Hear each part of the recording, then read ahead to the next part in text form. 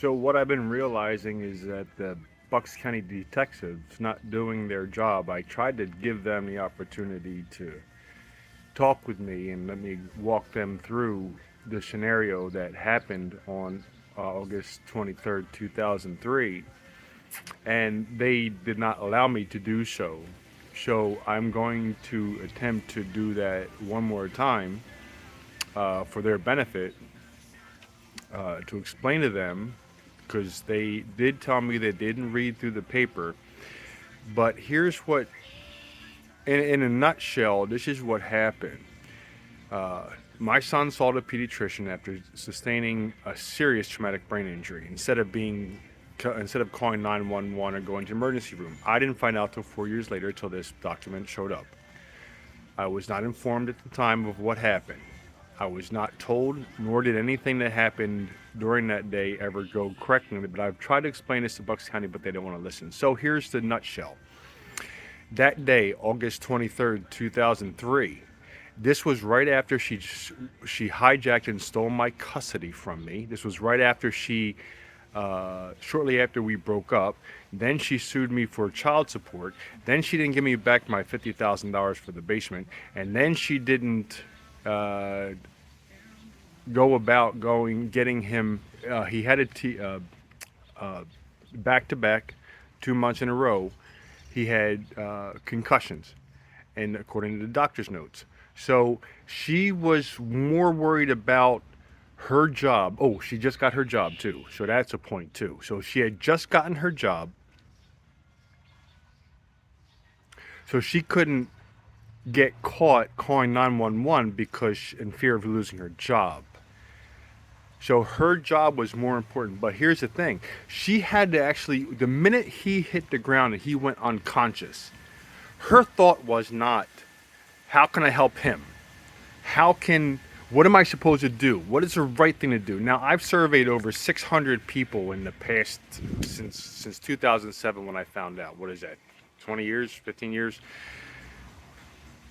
And everybody has told me. So I have spread the word that this woman has done this for the past 15 years. It's not a one-time incident. People were told. People have known about my story. The sad part about it is that the fact that it took her thought process hitting the ground, where did her mind go? It was like job, arrest charges, finding out from the law, finding out from the hospital that she did something wrong. Now, if she did this above board, I understand with my whole heart that accidents happen. I'm not a perfect person, and I get that. And this is not about harping on that, but it's about the succession of what happened, when that happened, and reasons why. So her motives were clearly not in helping him. Her motives were protecting herself. Protecting herself was number one. So instead of her first instinct, call 911, like the 600 people I've spoken to, they said they would call 911. Number two was pick up your child and go to the hospital. Number three was, there was no three. No one has ever said, I will call and make an appointment with the pediatrician that day. Okay. So she was forced to go in there and change the story from jump. Because if 600 people are telling me that they would call 911, and I agree with that, I was on the fence about picking the child up and rushing them, but after a head neck injury to my son, which is not listed in there, I changed it to just call 911 so the EMTs can pick up the child the right way, so we don't have any more injuries to the child. So now I'm on the fence. I'm on the line of not picking up your child, but to call 911 so that he can be safely transported and no further damage. Okay, so it had to take her a while to figure out, once he was down, what the right steps were. Now, not calling 911 when everybody said to do so was not done. So then it was the next best thing. Now, we don't even know if it actually happened in that day itself. But she was under so much pressure between stealing him, going to work at a new place, covering her rear, not being exposed, then having child services because she knew that calling, if she went to the call 911, then they would investigate the whole entire thing, which doing it this way alleviated all of that taxpayer funded money to go and not help my son. But not only did the pediatrician, she is not a neurologist, nor the proper tests done for an infant with a severe traumatic brain injury. Her protocol wasn't even done. And that requires a whole bunch of steps that are, from my research, and I've posted recently, that are supposed to happen for traumatic brain injuries, especially with infants. So the fact that the mother came in there with the pressure. I don't even know how she got past the gate. I don't even know how. I don't even know what that phone call was like with the receptionist. I can only imagine her pleading and saying, "Oh, please, please, please, please." But she bullied the doctor into seeing him instead of they probably recommended, "Please go to the ER, go to the ER." And she probably said, "No, no, no, I'm going to just bring him in. He's not that bad." But she downplayed his whole system, his whole problem from the beginning. So it wasn't ever honest even about that. And a infant doesn't fall off at one step 6 inches and go concussed. Doesn't vomit, doesn't spill out, doesn't do eyes roll back of his head, doesn't cry. I mean, this is a traumatic. This was unconsciousness. His brain, his jelly brain, jumped back and forth as he hit. This was serious. This required immediate medical attention. This was nothing to play with. And she chose to play about it a different way. That is not my fault. And the fact that I have never gone after her, threatened her, or raised any anger. The people I met along this journey have told me they would have gone and killed her. Well, I'm not that guy.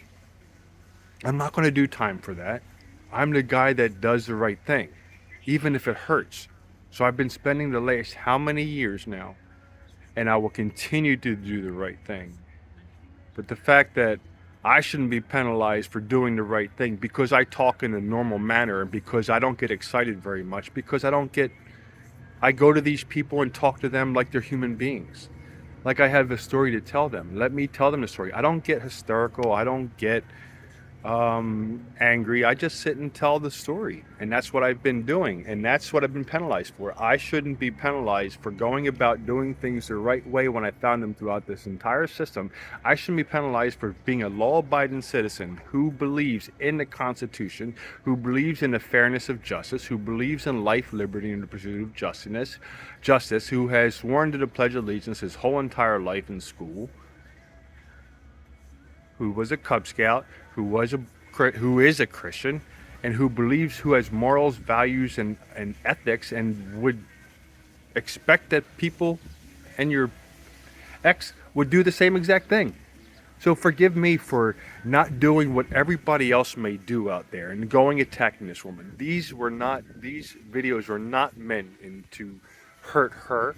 These were when all else failed, when all communication had died down, and the only way they could get rid of me is by putting me in jail. When all the communication broke down after me asking to talk to them, they said no.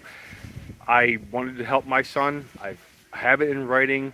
The conversation has ended. I've been told to stay away. I have been told to leave him. I was kicked out of the state of Pennsylvania by the police. I was in jail for it, to just leave everything alone. But here's the thing. I'm free to tell the story about how I feel, about what I know. And it was tragic that I had to go through that, and seeing my son go through that.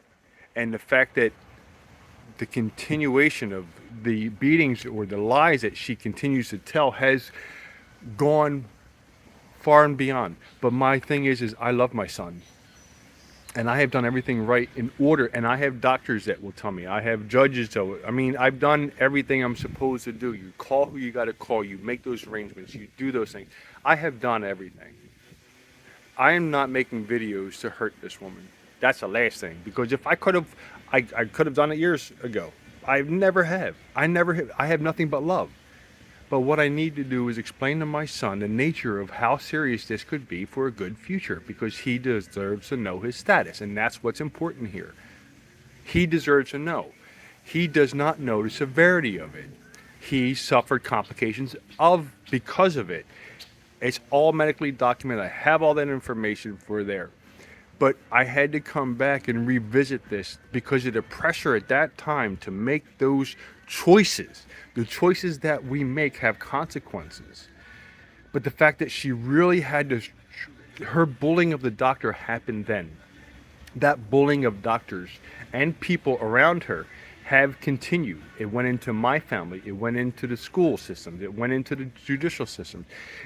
I have black and white from another doctor correspondence where she's bullying the doctor, telling him what beyond his medical profession. I got her telling him he doesn't need services. And I got him telling me, yes, he does.